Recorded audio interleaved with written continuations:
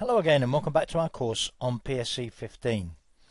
In this section I'm going to look at filling colours. We've done a bit of colour filling already on the course. We're going to look at it in more detail now. And the first thing I'm going to do is to draw a shape on this sheet of paper. As you'll know by now, when I draw the shape, the colour will be the current foreground colour. So let me choose a suitable shape. Let's go for, what about a nice butterfly? And there it is. When I draw the shape, note the new layer in the layers panel on the right there. If I change the current foreground colour, so let me click on the foreground colour and choose a very different colour, say that one, that has no effect on a shape that I've already drawn. And the key point here is that when you draw the shape, you use the current foreground colour, and if you want to change the colour of that butterfly, you have to fill the butterfly shape with a different colour. It doesn't adopt a changed foreground colour. Now the way that you would do that, making sure first of all that the shape layer is selected in the layers panel, is to use the fill tool, the paint bucket tool there. And with the paint bucket tool selected and my new foreground colour, all I need to do is to click on the butterfly, and the butterfly takes on the new foreground colour. Now let me change the foreground colour again. And this time again a very different foreground colour. But this time what I'm going to do is to select the background layer. And I'm going to use the paint bucket tool on the background layer. What colour will it adopt? It will adopt the new foreground colour because the paint bucket tool uses the foreground colour.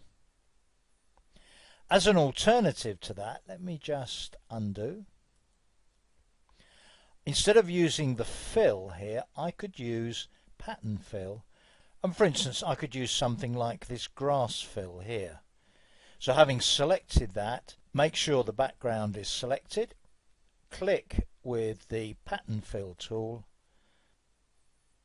and I now have this grass pattern in the background. So there's a couple of examples of filling very simple shapes, a whole layer, a drawn shape, in that case the butterfly shape. But what about when it comes to filling something that's a little bit more complex, such as the sweater on this stable lass who we saw at Newcastle races? Let me just zoom in a little. Her sweater is blue and I'd like to change the colour of her sweater to the green that I've got currently set as the foreground colour. When it comes to using the paint bucket tool, it can actually be more flexible than just putting in flat colour. If for instance I were to click now on one of the pixels in her sweater, what would happen is that the occurrences of that pixel would have their colour change from the current blue colour to the current foreground colour. And in fact, any colours within a tolerance of 32, note the tolerance slider down there, would also have their colour changed to that green colour. Now one very important option in the tool options here for the paint bucket is contiguous. I'm going to check it at the moment. I'm going to click on her sweater and just see what happens. Quite a few of the pixels in the sweater have been changed to that green colour. But notice that they have all been changed to the same colour.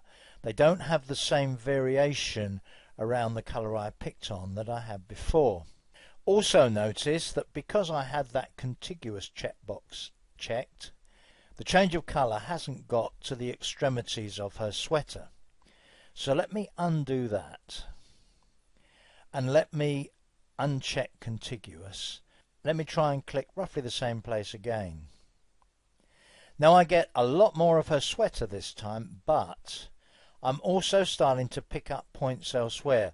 The racing colours near the saddle on the horse, just by the jockey's leg, you see, some of the blue there is also getting changed to green as well.